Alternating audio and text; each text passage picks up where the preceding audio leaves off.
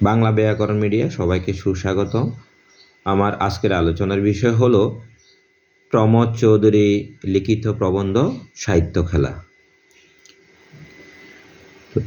খেলা যেমন উপভোগের বিষয়, তেমনি সাহিত্য উপভোগের বিষয়। তবে খেলার চেয়ে সাহিত্য দেশ জাতির কল্যাণে অধিক বেশি গুরুত্বপূর্ণ। কোনো খেলাতে যেমন ধনী গরিব কোনো বৈষম্য নাই, তেমনি সাহিত্য চর্চাতেও কোনো বৈষম্য থাকবে না, বৈষম্য থাকা উচিত নয়। এটা হলো সাহিত্য খেলা প্রবন্ধের মূল ভাব। জগৎ বিখ্যাত ফরাসি ভাস্কর রোধা বিখ্যাত একজন আর্টিস্ট।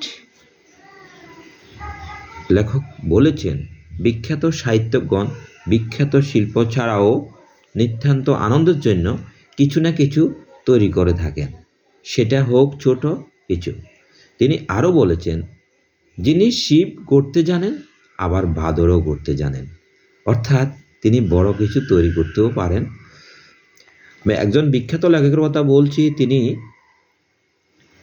তিনি বিখ্যাত রচনা করেন, বিখ্যাত আর্টিস্ট, আবার তিনি পুতুলও বানান। অর্থাৎ পুতুলটা বানানো তিনি আনন্দের জন্য, মাঝে মাঝে বড় বড় শিল্পীরা নিজের আনন্দের জন্য কিছু ছোটোখাটো শিল্পকর্ম তৈরি করেন।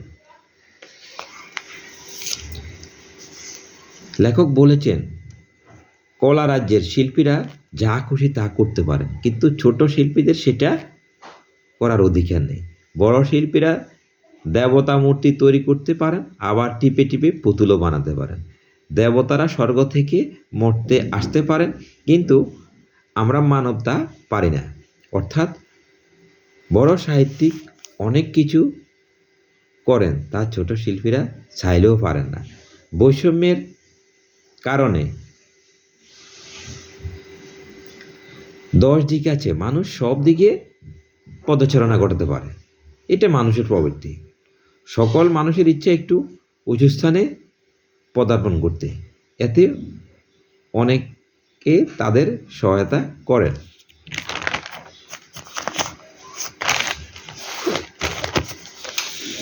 উঁচু স্থান হইতে উঠতে চায়, গুরুত্বপূর্ণ কথা বলতে চায়, যেন তাকে গুরুত্বপূর্ণ মানুষের মনে হয় এবং তার কথা সবাই শুনে। এরপরে হয় মহাপতন। যে ব্যর্থ হয় তার এই অপচেষ্টার ফলে। লেখক বলেছেন, মহাজনদের পথ অনুসরণ করতে, কিন্তু কেন? আমরা গান গাইতে হলে সুর, লয়, তাল এবং কবিতা লিখতে হলে গভীর ও প্রখর ভাব প্রকাশ করতে হবে, এই নিয়ম থাকা উচিত নয়। গান ও কবিতা নিজের ইচ্ছা মতো রচিত হবে।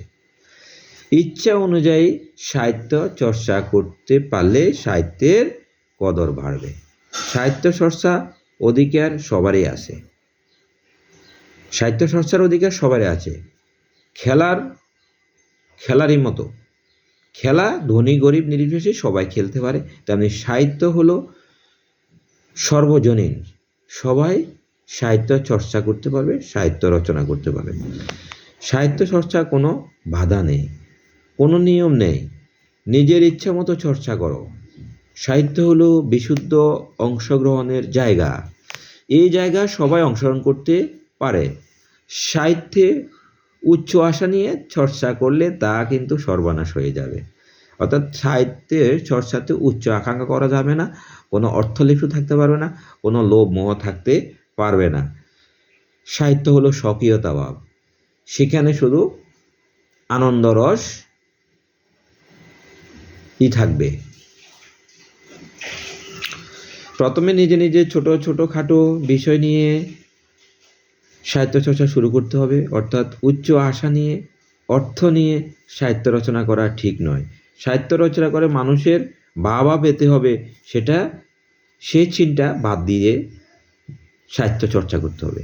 কিন্তু সকল লেখকের মনে একটু আকাঙ্ক্ষা থেকে থাকে যে সবাই আমার সাহিত্যের প্রশংসা করবে। এই প্রশংসা পাওয়ার জন্য মানুষের কাছে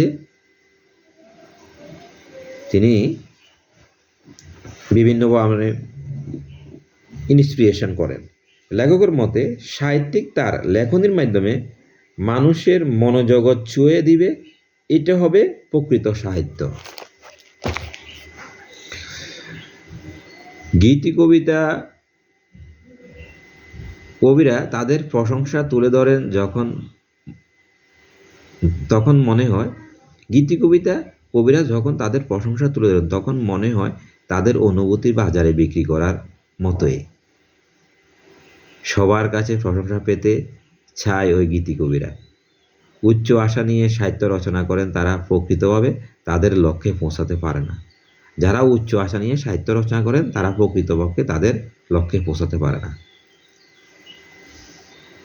সে সাহিত্যিকগণ পারে উঁচু আসনে পৌঁছতে যারা শুধু আনন্দের জন্য সাহিত্য রচনা করেন, আত্মতৃপ্তির জন্য সাহিত্য রচনা করেন। লেখক বলেছেন, টাউন হলে কয়জন যায়? টাউন হল কলকাতা একটা বিখ্যাত শহর, যেখানে বিশিষ্ট সাহিত্য বিভিন্ন মণ্ডলের সুধীবর্গ এখানে আসেন এবং তাদের জ্ঞান বিজ্ঞান চর্চা চলে। যারা সাহিত্য শুনতে আর গড়ের মাঠে আসেন, সাহিত্য শুনতে টাউন হলে কতজন যান আর গড়ের মাঠে খেলা দেখতে কতজন যান? গড়ের মাঠে ফুটবল খেলা দেখতে সেখানে দর্শকের অভাব হয় না, কিন্তু টাউন হলে সাহিত্য চর্চা গেলে সেখানে স্বল্প সংখ্যক লোক দেখা যায়। তাহলে ফুটবল খেলা কিন্তু দেশের জন্য বেশি গুরুত্বপূর্ণ নয়, গুরুত্বপূর্ণ হলো সাহিত্য চর্চা। সাহিত্য চর্চা একটা দেশের কল্যাণে যুগ যুগ ধরে নিবেদিত ভাব। অর্থাৎ লক্ষ্মী পূজার অঙ্গ হলো সাহিত্য। লক্ষ্মী পূজার অঙ্গ হলো যে কোনো খেলা, আর সরস্বতী পূজার অঙ্গ হলো সাহিত্য। সাহিত্য জ্ঞান বিজ্ঞানকে সমৃদ্ধ করে, আর জ্ঞান বিজ্ঞানে সমৃদ্ধ হলে একটা দেশ একটা জাতি সমৃদ্ধির পথে এগিয়ে যায়।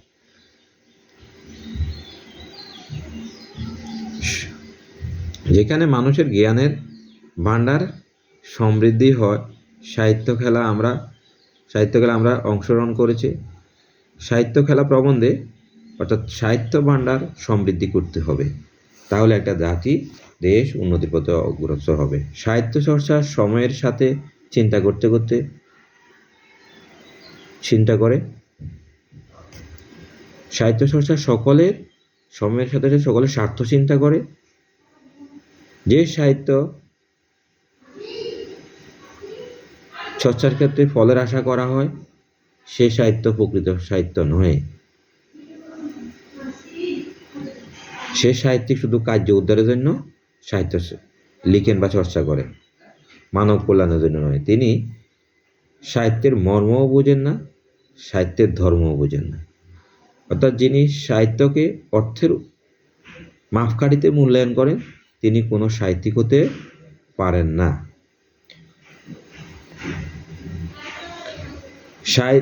তিনি সাহিত্যিক যিনি অর্থের মানদণ্ডে দণ্ডিত না করে সাহিত্যকে জাতীয় কল্যাণে মানে দণ্ডিত করেন। নিষ্কাম কর্মের মতো খেলার সাথে যেমন কোনো লাভ ক্ষতির সম্পর্ক নেই, তেমনি সাহিত্য এমন হওয়া উচিত। ভগবান যেমন এই জীবজগৎ সৃষ্টির পিছনে কোনো মোহ বা লোভ নেই, এটি তার একটি লীলা বা খেলা, তেমনি সাহিত্য চর্চা এরকম একটি খেলা, যেখানে কোনো লাভ মোহ বা কোনো কিছু পাওয়ার আকাঙ্ক্ষা থাকবে না। কবি সাহিত্যিক সৃষ্টি হতে হবে বিশ্বের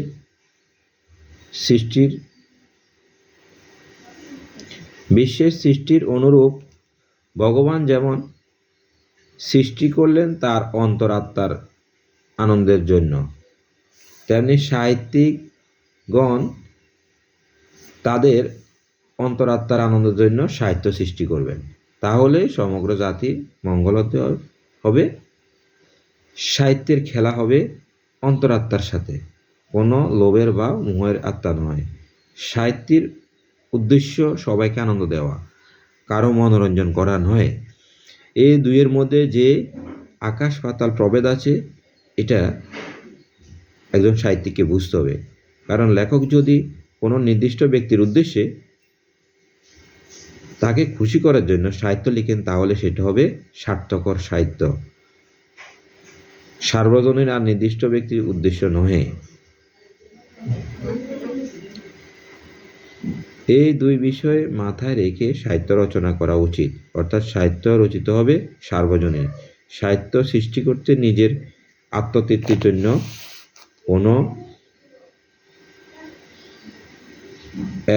এক গোষ্ঠীর খুশির জন্য নয়। লেখকের আত্মতৃপ্তি হতে হবে, তখন সার্বজনীন লেখা হবে। লেখক বলেছেন, শিক্ষা আর সাহিত্য আলাদা। শিক্ষা হলো অনিচ্ছা সত্ত্বেও মনকে গলদ করতে। শিক্ষা হলো অনিচ্ছা সত্ত্বেও গলদ করার বিষয়। আর সাহিত্য রস মানুষের সানন্দে পান করা। সাহিত্য রস অমৃত। শিক্ষা ও সাহিত্যের পার্থক্য হলো, শিক্ষা মানুষের ইচ্ছা ও অনিচ্ছা করেও তার উদ্দেশ্য আছে। শিক্ষা মানুষ ইচ্ছা অনিচ্ছাও করে, তার উদ্দেশ্য আছে অনেক। সাহিত্য হলো স্বইচ্ছা সানন্দের চর্চা করা। শিক্ষার ফল লাভের আশা থাকে, সাহিত্যে তা নেই।